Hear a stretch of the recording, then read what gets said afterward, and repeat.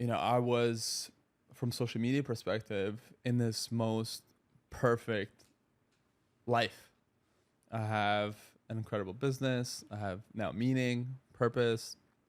I have incredible, I was married, so and my business partner was my wife. We have an incredible child. So this most idyllic, perfect lifestyle. And for a lot of people, it's like, this is too good to be true. And, a year and a half ago, I got dealt with where even though we had a perfect relationship, my wife decided that, she no longer kind of loves me and wants to separate. And that was probably one of the biggest adversity things that I was dealt with. And so I'm going like really high in terms of dealing with something difficult. And to connect to what you're saying is, no matter where you're at, you're still going to have to face human challenges.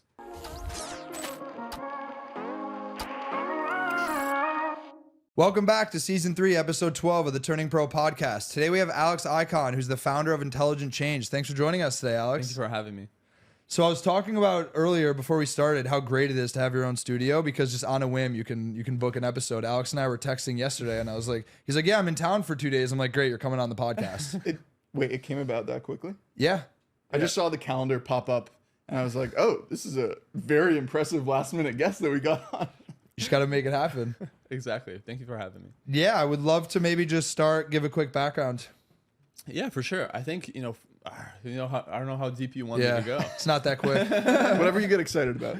Yeah, what excites you? I think right now overall is the space that we're in, kind of wellness, self-development. I really believe with the AI that is coming, we just kind of quickly talked about it.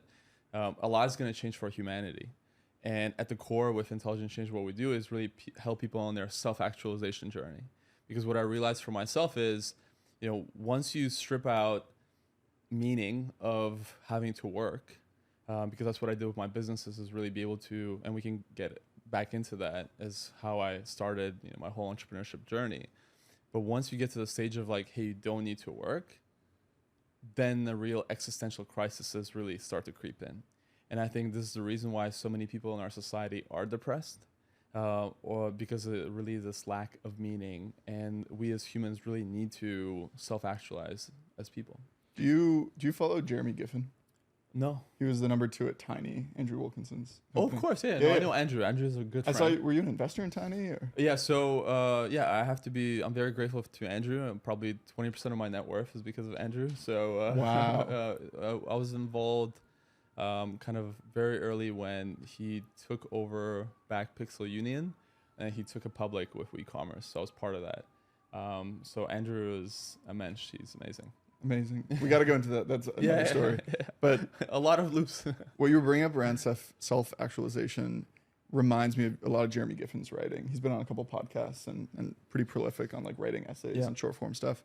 And something that he talks about a lot is that the scariest thing in the world is when, say, an investor that makes a ton of money or a startup founder that makes a ton of money and exits realizes that even though they're good at that thing, it wasn't actually what brings meaning to their life. Like on their deathbed, they may not even remember that. And that's the scariest thing for a lot of people who are very prolific at what they do, and then sometimes are told by their friends or others or family that, hey, you actually may derive more meaning from being a third grade teacher or traveling the world or being a photographer. And that kind of comes to terms with like who they are or like the embodiment of what they've become.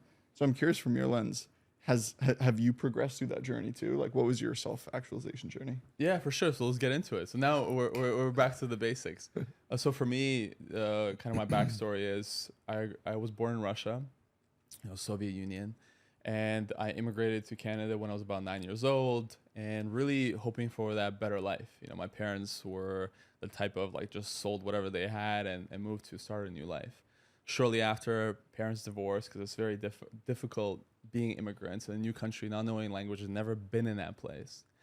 And here I am, 10 years old, parents getting divorced, now with like a single mother, 2 kids in a new country, not speaking language. So she's like, we're on welfare. She's working night shifts at a factory for cash. I barely see my mom. Like, so from 10 to 16, I would say those are kind of like the medieval dark ages of my life where it really shaped me, but I really became like a street kid, and where I would just, you know, already be smoking, then smoking up, then drinking. When I was like 11, 12, 13 years old, then I started like dealing drugs, mostly weed, got caught, gambling, all sorts of things. So a lot of people look at my Instagram or my kind of the way I look now, and they're like, oh, he's a preppy white boy, he's just being handed everything. He's never struggled. What do you have to say? Yeah, it's easy for you to be grateful because your life is so good. But the reality why I kind of speak about this is that my life was very difficult. I remember coming home, not having food, having to maybe make pasta was going to be like a nice meal. Well, if I have a canned tuna, that's like, gourmet. So it was really difficult, especially not having a present father or not having a present mother in my life. And God bless her, because she was not present because she had to provide for us. And of course, there's so many people these days, as you know, we're in New York now. It's such an expensive city. People who have to live and work 2-3 jobs just to get by. And that was really the upbringing that I came up with. So similar to how I'm connecting this to my self-actualization journey, growing up poor, you just want to be rich. You're like, I just want to be rich. I just want to have money. I just don't want to work. I want to win the lottery. I remember I so many people buy lottery. Oh, what if I win the lottery? How will my life be? What will I do? I never want to work a day in my life. That's kind of because coming from that very poor, lower like class, that's what you think is going to solve all your problems. Money, because you don't have it. And so for me, I grew up wanting to be in finance, wanting to be a stockbroker, Wall Street, because back in the day, entrepreneurship wasn't as sexy. It was being in finance that was going to get you and make you a lot of money. And so I thought, I'm going to be a banker, make lots of money, and that's what I'm going to become. So ever since I was very young, I wanted to be a banker. And then I finally turned my life around because, I think there's a few rock bottoms that you may hit in your life. And for me, I just kept hitting them. And one of them was I got arrested. And then I was still juvenile, so I wasn't of age, and had to go to court. And my mother had to come with me. And being in court and seeing other youth like me and looking in their eyes, I saw that many of them lost hope. They're already, you can see they turned against society. They're like, the society is against me, kind of screw the world, and they don't care. It's not their first rodeo, kind of being arrested or being in court. And that low, I realized I don't want to be like these kids. Like, I have such a better future. My mom is like, she's so sweet, and she didn't, hit me, blame me, think I'm a loser. She really believed in me. And so I was like, you know what? Like, I have to get my life around. But it was a very difficult time. I'll say lows of the lows. Same thing. Like my father passed away from cancer, and it all happened around the same time.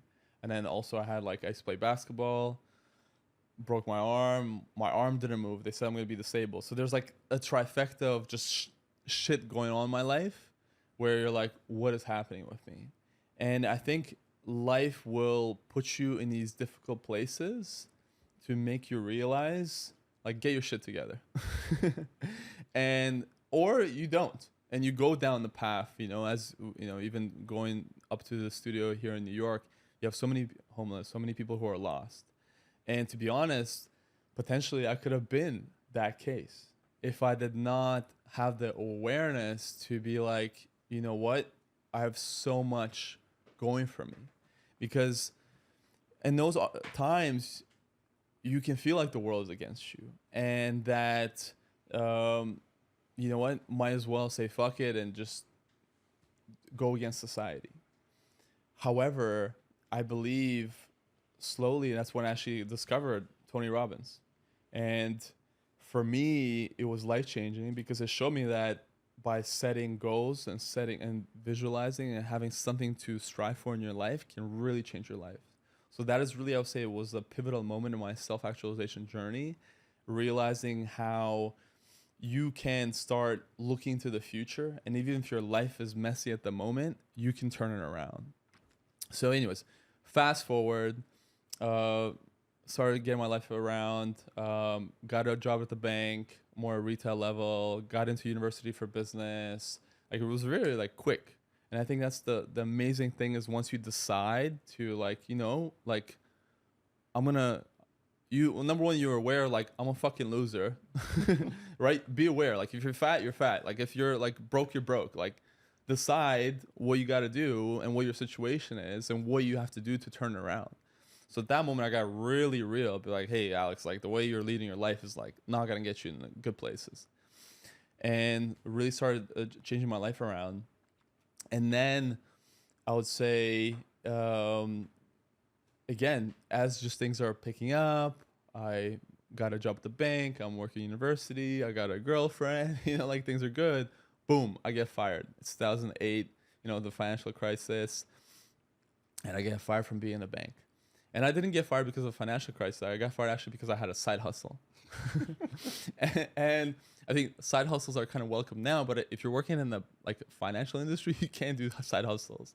And lesson to everybody, don't use your corporate email for anything like there's no conflict of interest, nothing illegal. But like if you're running a different business that's totally non-related, don't do it on your day job, you know, like respect the day job and do something else. However, once again, just as I'm climbing up, boom, it hit another rock bottom. I'm like, oh my God, like what's going on? Like this was my dream and I fucked it up. And then I kind of said, you know what? I had 2 more years of university left and I was going to university full time and I was working full time. So in Canada, York University, you can take lectures for a Bachelor of Commerce at night. So I'd have lectures 7 to 10 and work 9 to 5. So I said, okay, no more day job, but let me give this entrepreneurship thing a shot for 2 more years until I have school left and see what happens. And so that's when I really entered into entrepreneurship. I then learned about the 4-hour work week and the whole lifestyle business. I'm like, this is it. This is my kind of way out. I don't need much. I can just like have a lifestyle business. And very quickly, from then on, of course, not so quickly, it took about 2 years of failed ventures. And I think was what you guys can relate as well. Like, this is what I love about New York is the hustle culture. And a lot of times you have to try different things to see what sticks. So for 2 years, I did different things. One of them was social media consulting in 2008. So if you look back then, you know, Gary Vee was definitely a huge inspiration with like Crush and everything that he was doing then. Another kind of New York local, Seth Godin, was a huge inspiration in regards to his book Lynchpin. And it really got me thinking how, you know, social media is really going to change everything. And I really believed in it. But back then, being a social media consultant, you're a snake oil salesman. Everyone's like, this is not going to work. And you might as well be selling snake oil because people didn't believe in social media. And just kind of fast forward to everything. We then kind of started our first business, which was an e-commerce business, D2C. We're store 4,000 on Shopify. We used to be, you know, a top 10 Shopify store for like 3 years running at the beginning, and back in those early days of e-commerce. However, I always led the business more from a lifestyle perspective, meaning I would just have 2 staff, travel the world. Like as soon as we opened the business, we went to like south of France and then like go to Costa Rica to surf. It was very laid back. It was not like, hey, let's make the biggest business possible. However, in that time, very quickly, because we made, you know, in our first year of business, we did like $1 million revenue. Second year of business, 3 million.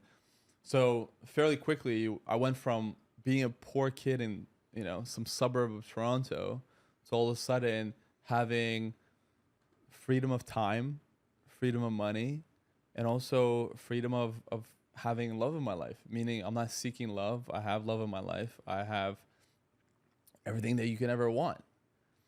And to get to the point that you're talking about, then you hit against a real existential crisis of what's my purpose? What's my meaning? At that point, my first business was in hair extensions. I'm like, am I here to sell hair extensions? Like, is this what I'm here to do? And then just to consume and live this hedonistic lifestyle, it felt very empty.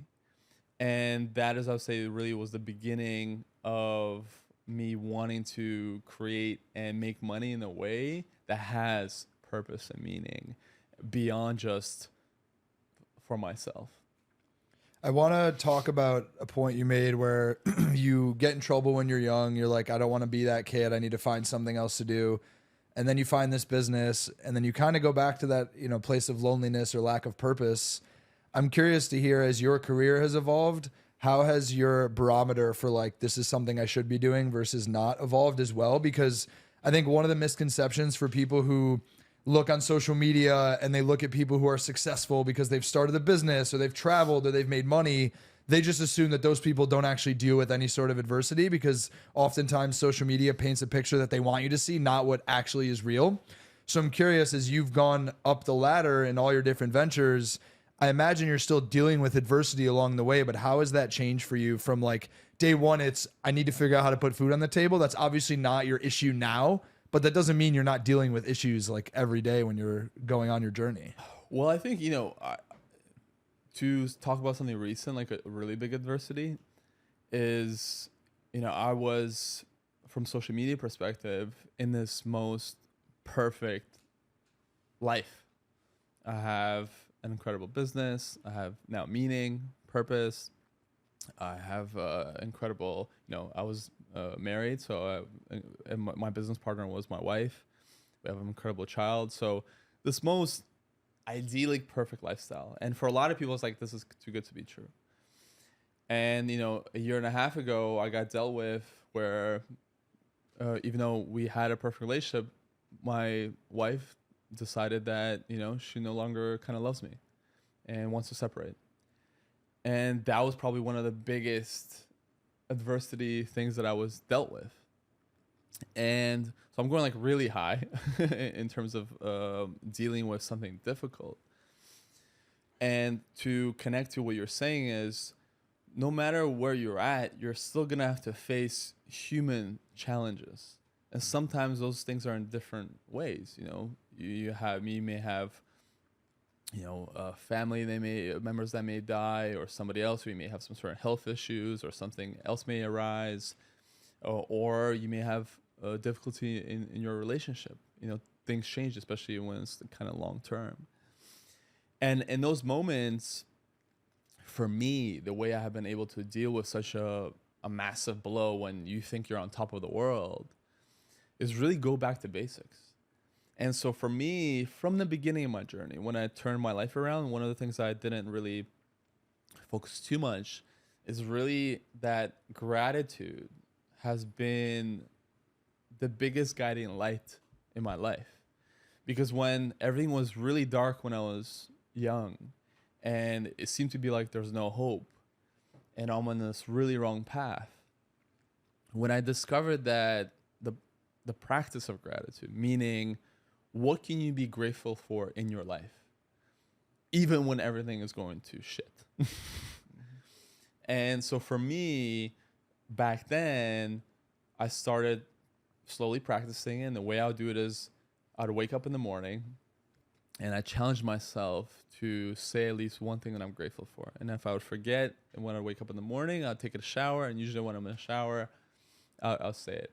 And for me, even to this day, it's still to the basic things, which is I'm just grateful to be alive, to live another day, to be healthy. Because I think many of us know that once our health is taken away, you're like, you don't want anything. You don't want a nice meal. You don't want a kiss. You just want to be healthy. And that's why for me, that's really kind of the foundation of everything. And also what really helped me to see the light is, instead of seeing even at the beginning of, hey, I have nothing going for me, is realizing, hey, at that point, I was 17, living in Canada. I have so much opportunities. Any 80-year-old billionaire would trade places with me in an instant to be a broke 17-year-old in Canada. Okay, like that's a great spot to be in. And same thing now, of course, you have to, as I said before, to be present with the challenges and the pain that you have, so you can't be totally ignorant of the fact of what may have happened. But then you also have to pick up by thinking, okay, what else in my life do I still can be grateful for?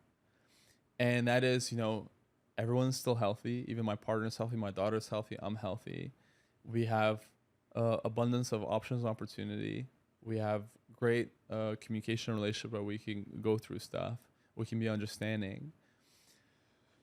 And I also have the time to be able to have for myself, to be able to say, how do I approach this next chapter? And so for me, what would be the big challenges as I painted from when I was younger or now, to even the smaller ones, my really guiding force is always to go back to gratitude and to think of, okay, yes, this may be bad. However, what do I still have in my life that I can be grateful for and appreciate in this moment? And a lot of times, the challenges allow us to have the biggest opportunities. As I said, when I got fired from the bank, which was my dream job, like, what's there to be grateful for? Like at that point, I thought like I was literally that guy with a cardboard box, like, get out of here. And that closed door, which was my dream. And I was really sad to be fired from the bank. I really wanted to be a banker. Allowed me to have one of the best things in my life, which is to become an entrepreneur, to have freedom. And now when I think back, I'm like, thank God I'm not a banker. But at that moment, it's hard to appreciate. It's hard to be grateful, like, of that, what you were dealt.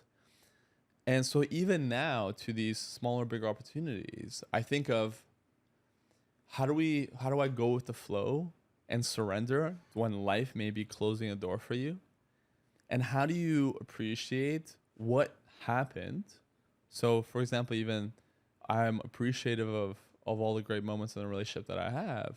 And how can I now be appreciative for the potential future I may be able to see? Because the beautiful thing about in life that I see is that we don't know. You really don't know what's going to happen next. I didn't know I was going to be on this podcast right until we talked about it yesterday. Like, hey, come in. I'm like, cool. And you don't know what the next opportunity is going to create for you in your life.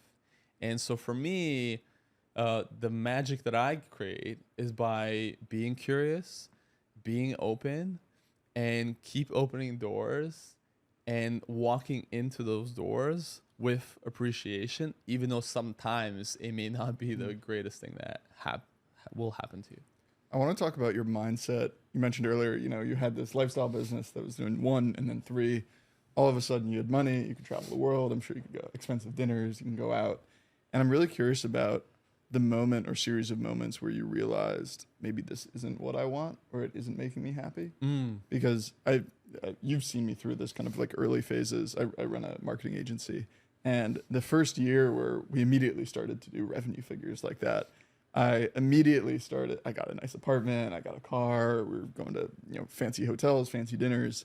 And then looking back on that period after 6 months, I was like, I don't even remember the last 6 months. It was like a blur. And then I was surfing with my girlfriend in Costa Rica. We were just going out for a bit for my birthday. And that memory like overshadowed anything of the past 6 months. And I was on a $10 surfboard in Playa Hermosa. And we were just surfing all day. We get out, the sun's beating down. And that didn't cost really that much money. There was no business around. We weren't going to crazy fancy dinners. But that still, I remember way more than like the blur of the quote idyllic 6 months that I'm sure you see on social media following like Adam Horowitz or Iman Gaji or any of those folks. And so in that vein, like, tell me more about the moments that you were like, what am I doing? Is this actually bringing me happiness?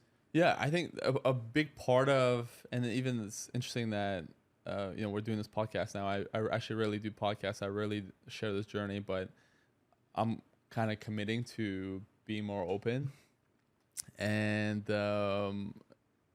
realizing kind of a new version of myself.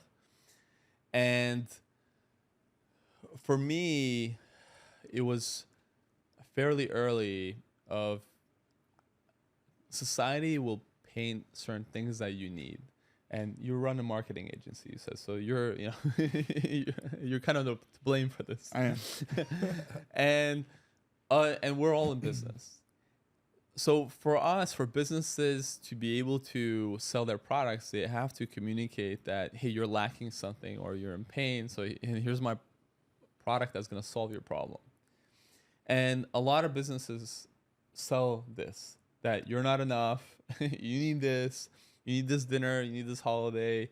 You need this type of car. You need this type of home to be something. And that's fine. I went on that journey too, and I bought my, you know, convertible dream car that I wanted. I had a certain amount of bank that I thought I needed to have. I bought the dream house, and then, as you said, the most important thing is being aware and sitting with yourself. Does this actually bring me joy? Do I care about this? Let's say you buy that fancy watch that you see the influencers wear, and you're like, does this genuinely bring me that happiness every time I wear it? If it does, great. If same thing, if that car, if you're really into cars and you do it, amazing. Do it. However, for me, for example, I live in London. You can literally offer me Bugatti. Be like, Alex, would you like a Bugatti or ride your bicycle as you do? I would take my bicycle, because I have more joy riding my bicycle in London between meetings than being stuck in traffic in a fancy car. Mm-hmm. As cool as it may make me look, however, I know in my heart that having the freedom to just, you know, bike is what brings me more joy. And figuring out that, let's say as well, living in a house in Toronto in the right neighborhood, but still having to drive, does not bring me as much joy as maybe having a smaller apartment in London, but in a city where I love being.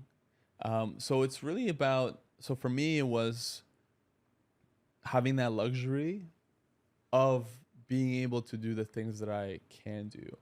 And sometimes it does take you, you know, making that money, selling that company, going on those holidays, to realize actually it doesn't bring me happiness. And for all those people who are like, yeah, it's easy for you to say, great, go out there, make that money, go out and do it, but see for yourself. But the most important factor is be honest with yourself. If you're not actually happy, change something around. What do you think is the driving force that has caused so many people in society to just like long for this fake life where, you know, you see the cars, you see the watches, all the success, and then every time you talk to someone who's been there, like, you're not the first person who's been like, I made the money, I did the things, and I'd rather ride my bicycle.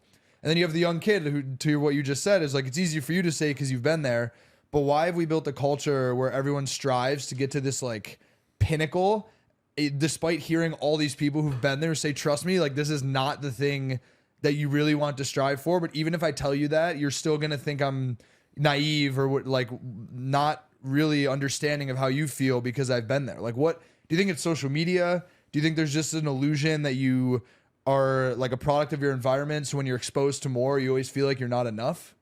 Like, I always wonder why there's so many people who will talk to someone who's been there, who's done that, is like, trust me, this is not peak happiness. And they'll hear it, they might internalize it, but they still don't believe it because they're going to go to sleep at night sad that they didn't get that like physical thing. And I don't understand why that is like how our society is now. I think it's fine. Like I said, I had to go on that journey myself as well. And all of us have our own individual journeys, and we have to learn our own lessons. And this is why I believe, let's say even me, I'm a parent now, or the way I was raised. Sometimes you have to let your kid touch that hot pan and learn for himself that it's hot. You know, that it's going to hurt you. You, as much as you may tell them, they have to feel it for themselves. So there's nothing, I think, entirely wrong in people seeking that. Where that all comes from, as I said before, is really our consumer society, capitalism, and that's how it's built up.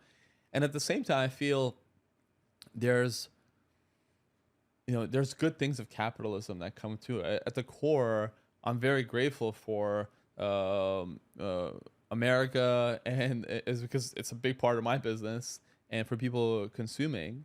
However, I think the future is how do we shift the narrative to be more towards building businesses that are actually, let's say, solving real problems or actually helping people on their journey versus getting them into a space that's not going to be really helpful on their journey. And we should strive and evolve to do that. Doesn't mean it's going to happen right away. And at the same time, I want to say is some people generally do enjoy those things. You know, I've been kind of part of social media and e-commerce now for more than a decade. I've seen a lot. And a lot of the guys that you see on social media, I'm either friends with them or I actually was the one to tell them to go on social media because that's my background. So for example, you know, Ty Lopez, I told, like, he stayed in my house in London, like, before he was Ty Lopez. Wow. And I told him, I'm like, Ty, you're such a character. You should film yourself and go on YouTube. And then here it was, here in my garage, right? The thing is with people will say, maybe Ty will say flaunts that type of lifestyle of Lamborghinis, women, all that stuff. But I knew Ty before. That is him. That is authentic to him, right? Yeah. So you can't blame the guy. So if there's people who want to be like that, great.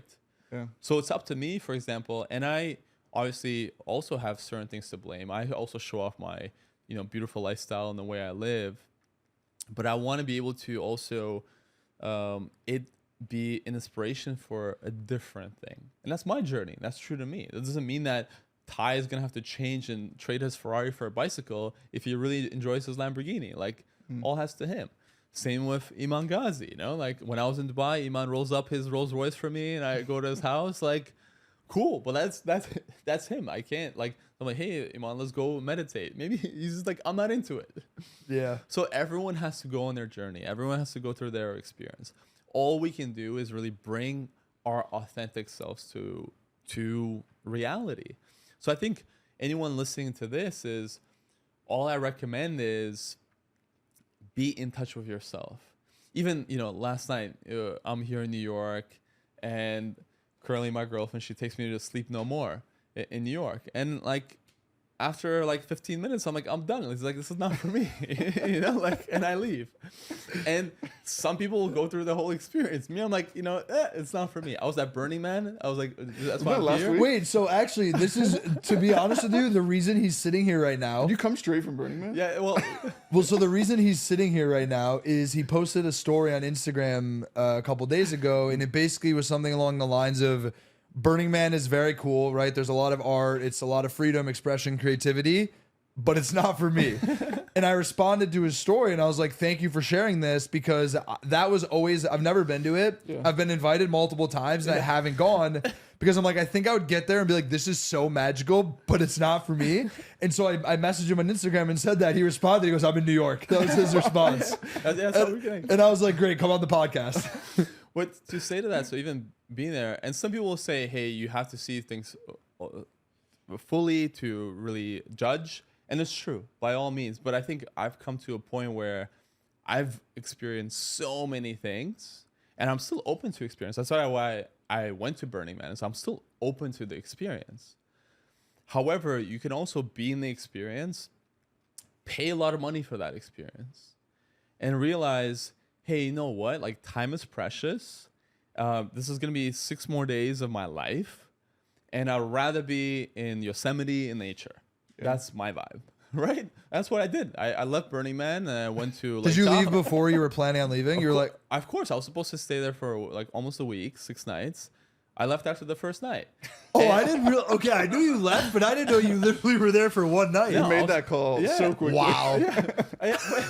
And it was a lot of money. Like, you know, Burning Man is not cheap, especially if you're staying in an RV in a cool camp with food and everything. We had like proper showers, toilets. Like, it was amazing. Like, the setup was incredible. But for me, I couldn't sleep the first night and it was a bit crazy. And I'm like, okay, I get it. And yeah, I can stay here. But at that point I was like, you know what? Like, it's not really my jam. So I leave. And for a lot of people, they wouldn't do that because, like I said, they paid a lot of money there. And especially once you paid a lot of money, you're like, I'm going to see this through. And the way I see it is like, time is precious. Life is precious. Like, you could die tomorrow. So you might as well enjoy it and live fully and do the things that truly bring you joy. Like my highlight from Burning Man, there was a car with like a basketball hoop, and they just left basketballs, and I was just shooting around like and shooting some baskets, and I'm like, that was my highlight. So I'm like, but I don't have to be at Burning Man to shoot basketball. It's an expensive round of free round of throw. basketball. Yeah, it was the most expensive round of basketball I've ever done. So it's really about, you know, embracing and doing the things that bring you joy. And going back in real life, hey, you start going all these fancy things, and you realize, you know what, playing pickup basketball with my boys every week is what I enjoy. Do that. And same thing in business, like shifting. I know a lot of the audience that listens to you is, you know, entrepreneurs or aspiring entrepreneurs. I think the biggest mistake many people make is we also have this culture of entrepreneurship and startups and being in business. And before, I used to believe everyone can be an entrepreneur. And now I've learned, no, not everyone can be an entrepreneur. And the reason for is, if you're going to go into the entrepreneurship journey as well, you have to genuinely enjoy business, meaning listening to podcasts like this, being curious, wanting to improve, not being afraid of hustling, staying up, working late, whatever it takes, learning, getting that first sale. And for a lot of people, it's, you know, I was speaking to somebody recently, a family member, and they've been on this journey of trying to be kind of an entrepreneur. And I'm like, dude, just like go back and do your regular job. You'll be happy. Like, that person's a teacher. Just be a teacher. Like, you have summers off, you have a good salary, you do something good for society. The whole entrepreneurship thing, it may not be for you. And that's why I was in Japan earlier this year, and I of course there's certain toxic things about that culture, but one of the most beautiful things about that culture is that a lot of people really take pride in what they do. If they're a barista, they're like, you know, I'm going to be the best barista and just like be present with it and bring my essence to what I do. And I think a lot of times in our society, you can see this, you know, most major cities in the world, is there's a lot of comparison. So the baristas are pissed off because these, you know, hedge fund guys are coming in and they're doing coffee for these guys, and they feel like they're disrespected. No, like, whatever you do is your art. And this is why one of my favorite books of all time is Lynchpin by Seth Godin. I mentioned it before, and it's a book that got me on my journey. He really got me to realize is that any job that you do, you have to bring your emotional self to it. Meaning, if you're not bringing your essence, your being to it, then you're actually, it's not that you're actually taking something away from yourself. Because you can be a FedEx delivery guy who's happy, who's interactive, and makes the best of his really life, because so much of what we do is work. And we've all met those, you know, waiters or baristas or delivery people who are present. And you're like, damn, like, these people are, you know, they're embodying themselves in their spirit. And they're not only sharing themselves with others, they're also bringing that essence to themselves. So this is why what I'm really passionate about is really inspiring people to bring them full selves to whatever they do. Whether that is you're a teacher or you're a hedge fund manager. You also do it fully. And there's a lot of hedge fund managers who are miserable. I'd say majority, Yeah. if I had to guess. So same thing. How do you shift that away? Because as you said, you know, I invited you to it earlier this year, the Intelligent Change Summit in Ibiza, where we fully take over Six Senses of Ibiza. And the event is really created for these people, meaning people who have, in a way, made it, and to help them realize, if they're already on their journey, great. But if not, how do you get in touch with yourself to see what can you really do that will help you really connect with yourself and allow you to live life fully? Because there's so many people who already have enough, and enough is is different for different people. However, they keep doing the same thing because they're good at it. And instead, I believe we should be going towards how do we find our Ikigai. I don't know if you know that Japanese term Ikigai is it's the intersection of doing what you love, what you're good at, what the world needs, and what you can get paid for.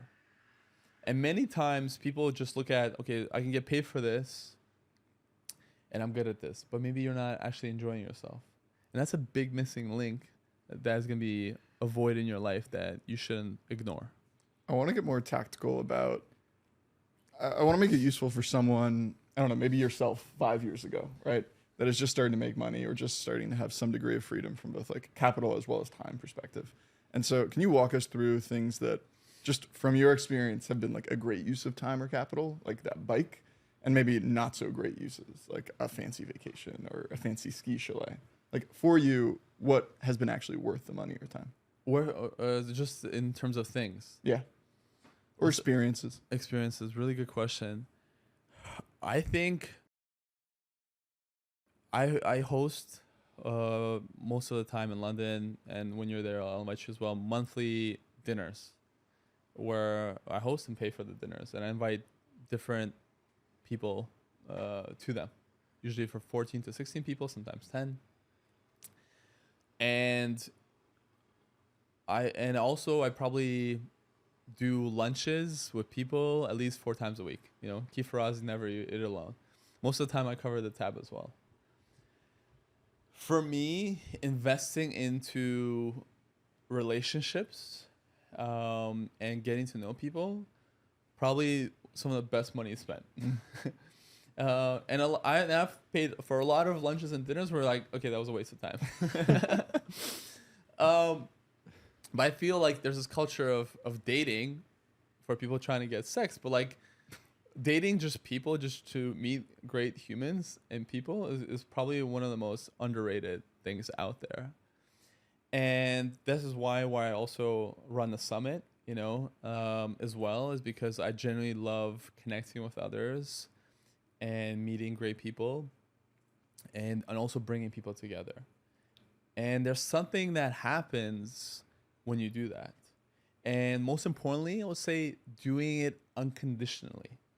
Because a lot of people, when they do things with conditions. They're like, okay, I'm going to do this because I'm going to get this contact and then this is going to happen and this is going to happen. No, like I do things not think of anything. I just do it because I genuinely enjoy, as we're doing now, getting to know people and learning more about them and their journey, and also seeing how I can be helpful. So for me, like I said, that's one thing that I enjoy doing and how I love spending my money. The other thing is also the summit. You know, actually, although there's a fee, it's now 2 years running. I probably invested or lost $250,000 on running these summits. So this was pretty big. But same thing, when I look back, I'm doing another one next year, right? I thought you told me this one was the last one. I know, but like you do it, you're like, I want to do it again. So that's one thing, is just building community and connecting with people. I really enjoy doing that. The other thing for me, really simple, is in terms of money, where you live, your home. So your bedding, your bed, your mattress, one of the best investments you can make. And I'm still always I agree with that. Trying to up that in terms of how to increase that experience. Same thing, for example, simple things like a mug you drink coffee out of. You know, a lot of times I remember when I first saw a mug for like a Japanese ceramic mug for like $50. I'm like, this is crazy. But then I'm like, you know what? Pay per use. If I use this, drink out of this mug, say 300 days of the year, it's nothing. Yeah. You know, you're going to get a matcha or whatever at a blank street, or we're just talking about, for whatever, I don't know, $6. Yeah. You do 10 of those, that's it, you're done. Here you're at home, you can make your own little matcha and your own amazing mug that feels great to you. That's awesome. So invest in things that bring you little joy. And for me, that's like that little mug that I touch and feel every day. And other things as well is like I love travel. So we can also shift into kind of routines and travel and things like that.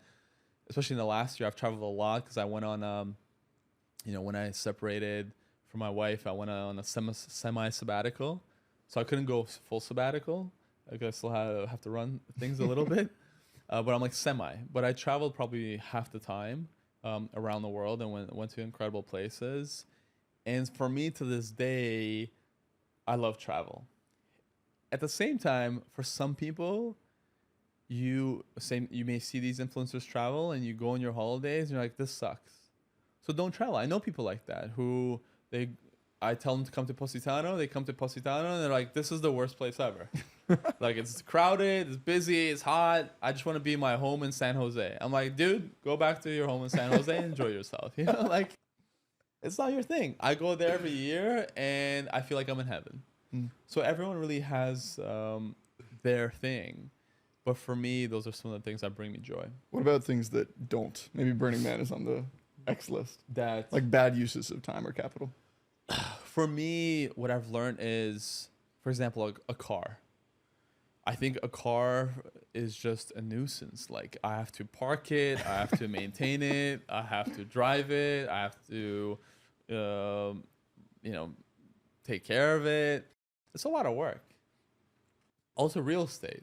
I have a lot of friends who have a lot of real estate. I actually don't own any real estate. And just to keep things simple, like I like to not have to worry about too many things, So, and with the car, some of my friends have cars in London. I think that would be idiotic to have a car in London in terms of driving around. It would just bring a lot of hassle into my life. So the way I really make decisions is, will this make my life easier or will this make my life harder? And I tend to choose the things that will improve my well-being, quality of life. How do you think about guarding your time? I feel like the more successful you get, the more access to opportunities you get, the more access to relationships you get. And as someone who likes to community build and bring people together, there's obviously got to be a line somewhere. How do you think about prioritization with your time? For sure. So, and it's crazy because I used to be that guy who'd want to be able to have people connect with him, reach out to him. And yes, over time, you become more selective. And to what I said earlier is you just know who will kind of bring you joy. At the same time, I still believe you have to be open to some serendipity moments. Even I was in Bali, and I rarely do this, but somebody reached out to me and it's like, hey, you want to meet up? I'm here in Bali. It was just someone like, not a person, not an entrepreneur, no, just a regular person. And I'm like, sure, whatever. Let's grab lunch. And I grabbed lunch with like her and her husband, and we had a chat, and it helped me kind of connect. So what I'm trying to say is, for sure, become more guarded over time, but at the same time, leave room for some of that serendipity to see what might kind of happen. However, for sure, more and more selective over time, and I can see as I grow older, I'll be even more selective with my time. Do you just not respond to some people, or do you still feel an urge to like respond to people and just say no? No, I just don't respond. And I know it's kind of, it sucks, but you just don't have time. There's too many. There's important emails I'm not responding to right now. No, I'm not even talking to strangers, right? So, yeah. And after time, you can take it personally. I'm curious. Right now, we talked about kind of the last 5 to 10 years. Lows and highs, another low and high, and kind of what you've learned. Right now, today, in the next 6 months, what are you kind of grappling with internally about things that you want to change, or things that maybe you need to be more honest with yourself about that aren't making you happy anymore, or are making you more happy and you want to spend more time there? Okay, yeah, I'll be very honest. So I'm going through a huge change in my life. So one of the things that we didn't get into is that although on paper I've done very well in business, with let's say previous business was an 8-figure business that we then sold. Intelligent Change is an 8-figure a year business that, you know, we're currently running, you know, over 2 million journals sold. You can calculate that, how much that kind of generates. But I've done all these things without ever actually stepping in the companies that I run and being the CEO. I've had a GM who then became CEO in my previous company we sold. But I never took that position of day-to-day leadership in the company. And for the first time this week, I'll be stepping in as CEO of Intelligent Change.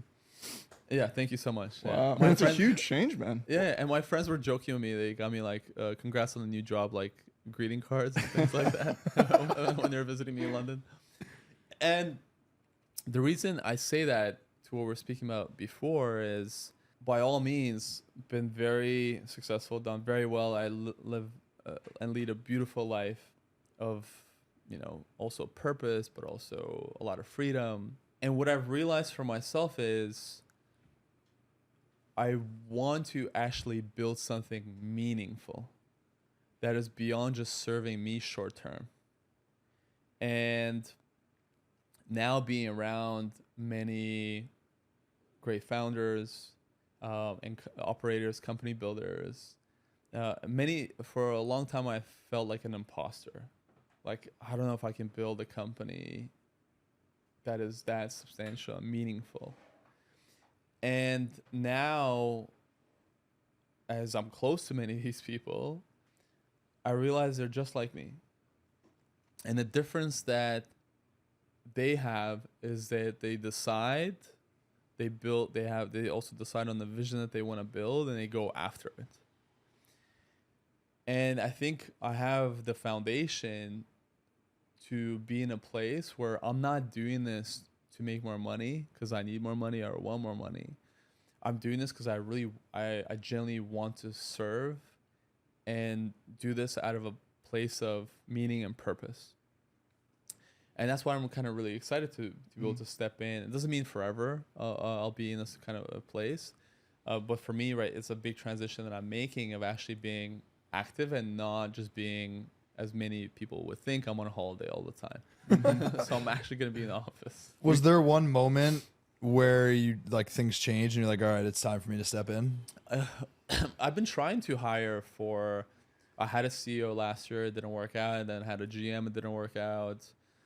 And I had a consultant who I'm working with, like an advisor. And she's like, Alex, you're trying to hire a CEO, but who's going to be making decisions at the end of the day? I'm like, me. She's like, you're not going to get a good CEO like in that way because you're always going to be the person who's making the last call, and people won't feel, CEO is not going to feel empowered if you're actually the CEO, unless you just want a manager. And she really just brought it to light to me that I am that person who needs to step into this position and be able to lead in that way. Because I think there's several things happen when you say you raise money or you do give yourself the CEO title, is ultimately the responsibility comes to you and you have to be responsible for your team and for the business to lead it through. Versus for me, I felt like, I won't take that responsibility, and that way I won't feel guilty. Because the way I am as a person, like once I decide and I put myself in that position, I have to show up in that way. And so that's why for me, it was more of an opportunity as well to show up and to do it. Are you nervous? Are you excited? No, I'm super excited. And same thing, because I don't have investors, I choose to, I personally invest in companies, but I don't take people's money, even though there's people emailing me probably every week wanting to invest, is that I can build at my own pace. And that's what excites me, is be able to build at the pace that I want to build. I love that. I want to talk about London briefly before we wrap up, because we were talking about this. Yeah. And we were talking specifically about like environment and pace of living compared to New York. And even though you're in New York right now, I'm sure you like parts of New York and kind of the energy that it brings. Expanding from just, investing in your room and your mattresses and your bed sheets. I feel like a big part of the happiest people I know. They're very intentional, not just the city that they're in, but like the neighborhood that they're in that city. And again, you can have different seasons of your life. Like right now, your season of life is you're building a really fast growing company. You want to be right in the middle of it. Yeah. Literally in the middle of it. But you, I'm sure, living in this apartment, you'd be going crazy because it's like right in the heart of New York. Yeah. And maybe you want a little more space and time. And so walk me through like how intentional were you about London, this neighborhood in London, this area, even the specific streets that like I think this is the right fit for what I want. Oh, I think it's a super important question, and being intentional, the city that you live, and you just said the neighborhood that you live and the street that you live, is very important. And you're asking the right guy. I was actually gonna mention it before to your question that you were speaking about, best money kind of spent, and that is for sure will connect to this question, which is a city, neighborhood, and street. For me, like I said, I grew up in Toronto. I had the opportunity to really also then live anywhere in the world, and we chose London. If you love to travel, like I do, London is an incredible global hub. We have 5 international airports, I believe, and direct flights to most places in the world. It's very easy to get to places. That's one. That's just if you love to travel, it's a really great city. It's English speaking, so which really helps for us coming from North America, because other places, where it be Milan or Paris or Munich or Madrid, the culture is still different. And us coming in with our English speaking vibe, we're not gonna switch to speaking the language most likely. We're gonna be like, "Hey, bonjour, can I get a baguette?" Fitting in perfectly. That's as far as we go. Yeah. Ciao, in Italy. So Bonjour, we get a baguette. I love that. That's actually a big tip. In France, just say bonjour to them, no matter what. It's like a sign of respect. You just have to say hi.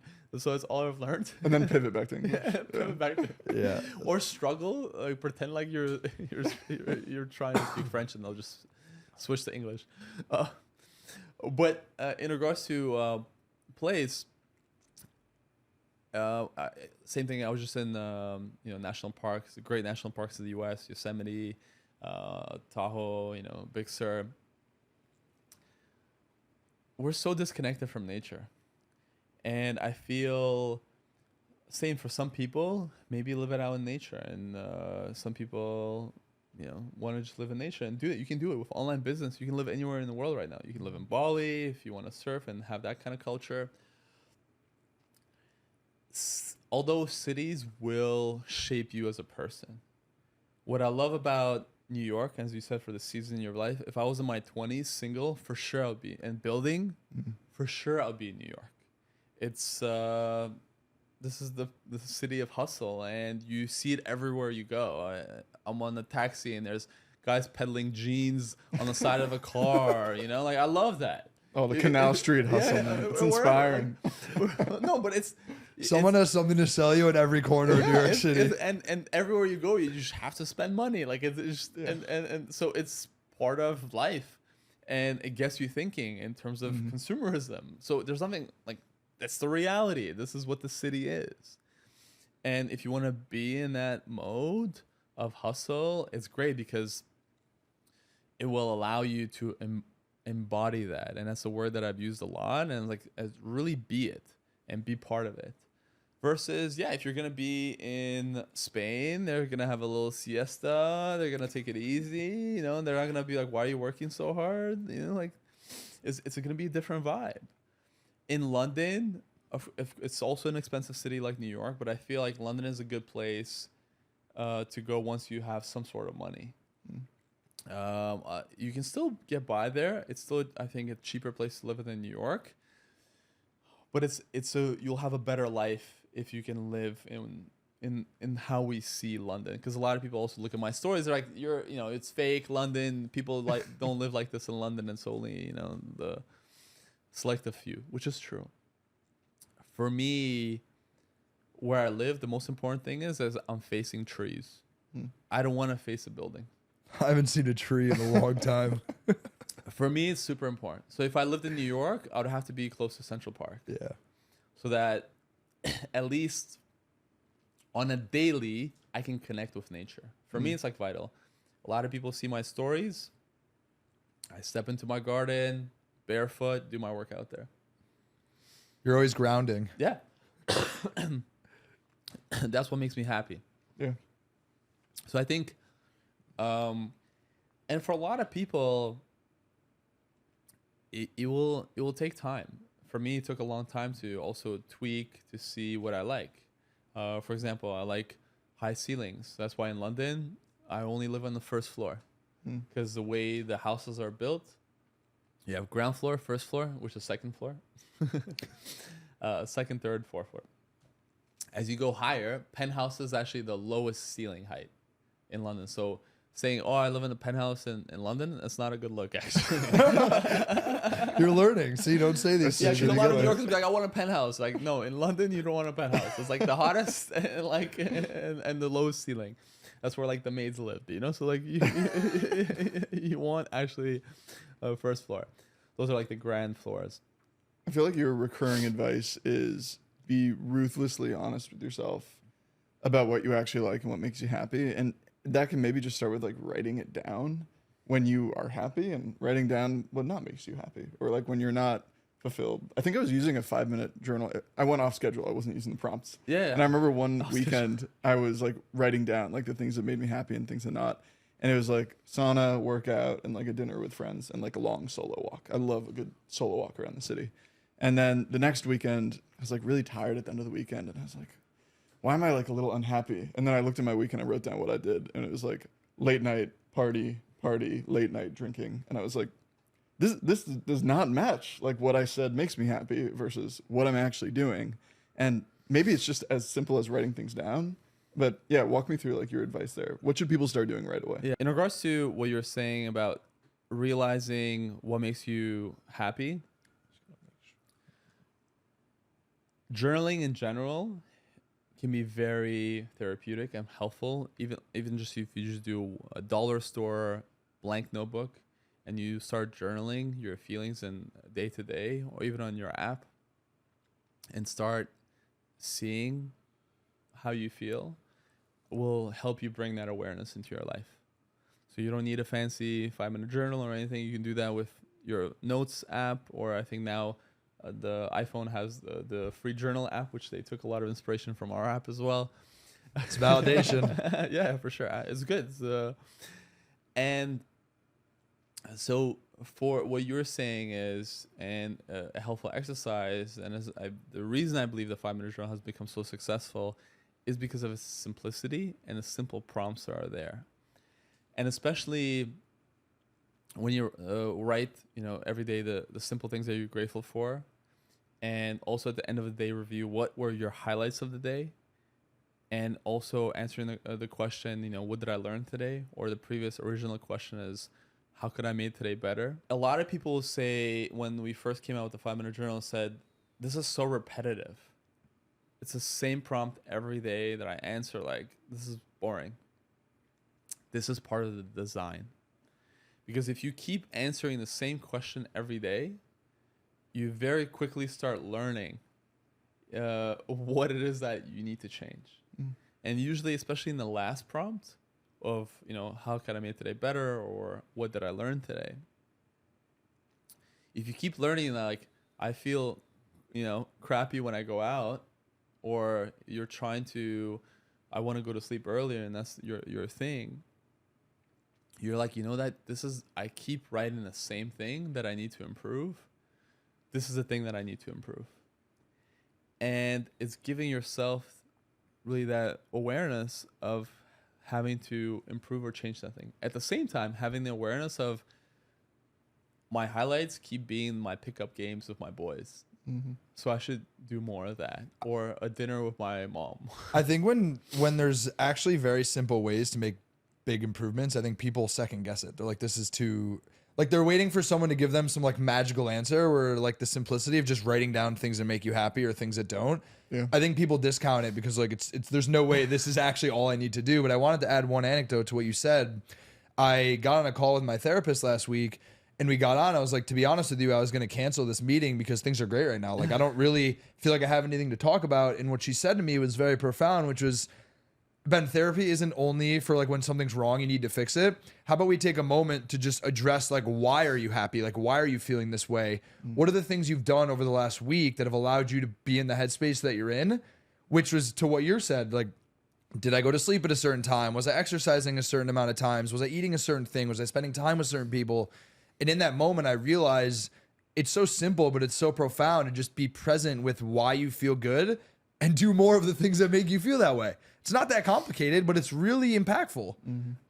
So that was for the longest time. I always thought like you go to therapy to fix something that's broken, but really it's about like ongoing maintenance because there's always ways to just reflect and force yourself to think and be present. Yeah. So I resonate with that. But I know we're way over time here, which I appreciate. I always say that you can ask every single guest who comes on. If we run over time, that means it was a good conversation, a great episode.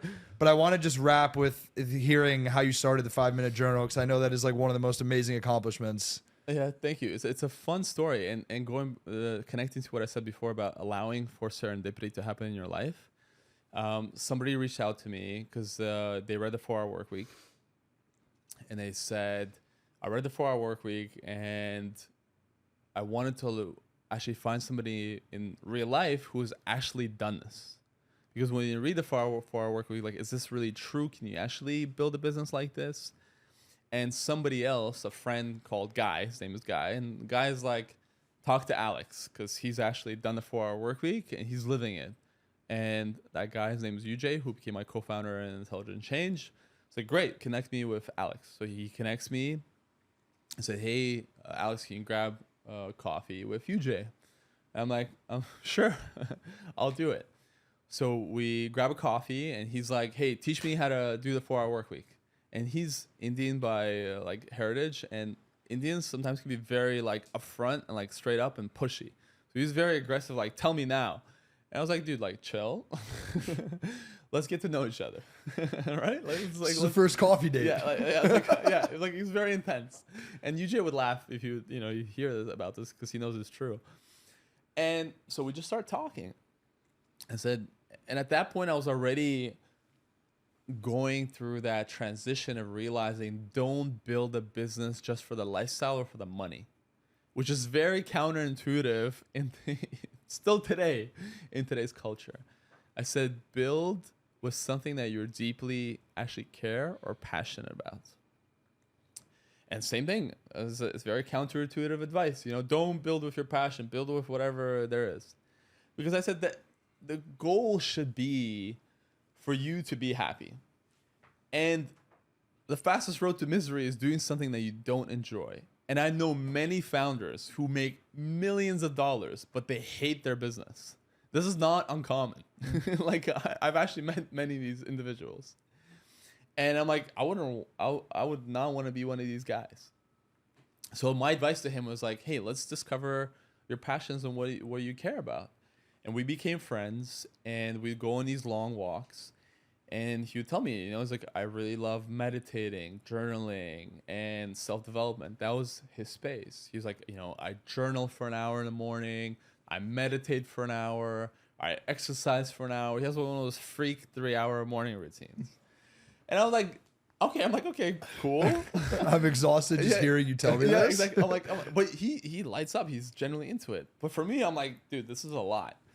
And at that point, the 5-Minute Journal was created in 2013, so more than a decade ago, and we started working on it, 2011, really. So it's a long time ago, and we're both in our kind of like mid-20s. And I was like, dude, you can do this morning routine because you're single, you don't have a job, like hours and hours, and you just have all this free time. Most people don't have time like this. So I think there's a way to create a product around like morning routine and journaling, but it can't be this long. It has to be something simple. And we really also got inspired by the whole idea of the 4-hour work week and kind of that limited time. And the inspiration actually came on New Year's Day. Me and my former partner were in a aroma coffee shop. I think they're around in New York too, and we have them in Toronto, in York Mills Plaza in this like Toronto. And New Year's Day, and we're getting a coffee, and there's this lady next to us journaling, like she's writing something on a piece of paper. And she just, some people, you look at them and they're just like, they just look happy. She just exudes like positive energy and just joy. And she's like writing to herself and smiling, looking up.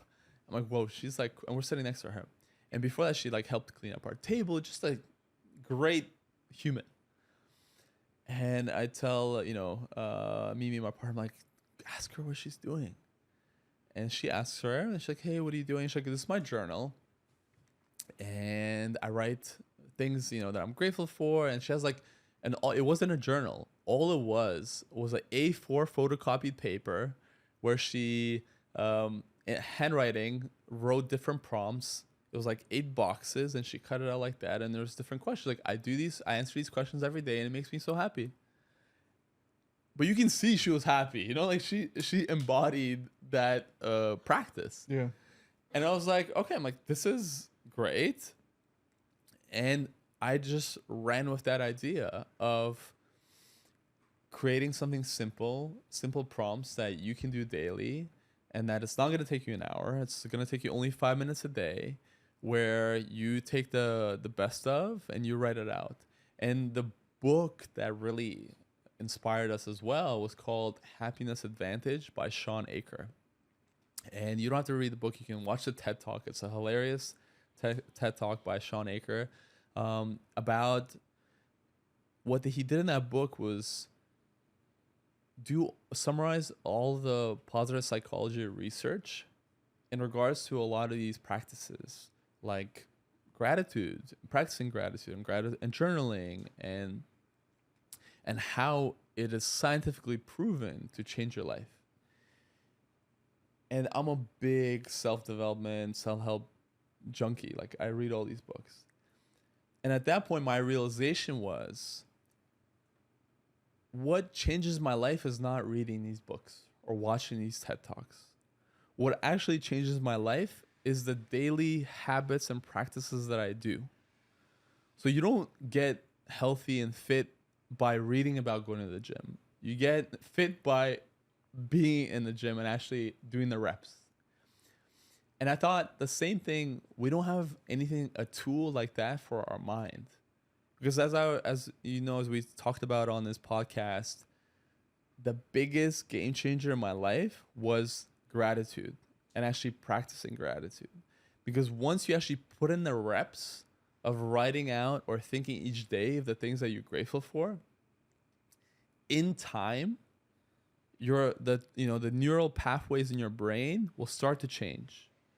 Because the concept that we really drew for the 5-minute journal in scientific terms is called RAS, activating your reticular activating system, RAS. And as a part of our brain, once you kind of become aware of something, you start seeing it everywhere. We just talked about Blank Street Coffee. Now I'm going to walk around New York. I'm going to start seeing Blank Street Coffees everywhere because you mentioned that story. You're going to mention, that new Cybertruck. All of a sudden, you're going to start seeing it everywhere because your brain starts recognizing these patterns. Your brain is a navigating machine. However, you can tell it to focus on the bad, it'll help you focus on the bad. You tell it to focus on the good, it'll help you focus on the good. And all the 5-minute journal is a tool to help you focus on the good that exists in your life and the good that you want to create in your life. And so that's how we really created. It was with that idea of a really simple tool. And I think when creating a product, it's important to create an intention to what that product is going to serve. And before we even created the 5-minute journal, the intention that we have, we're creating the simplest, most effective thing you can do every day to be happier.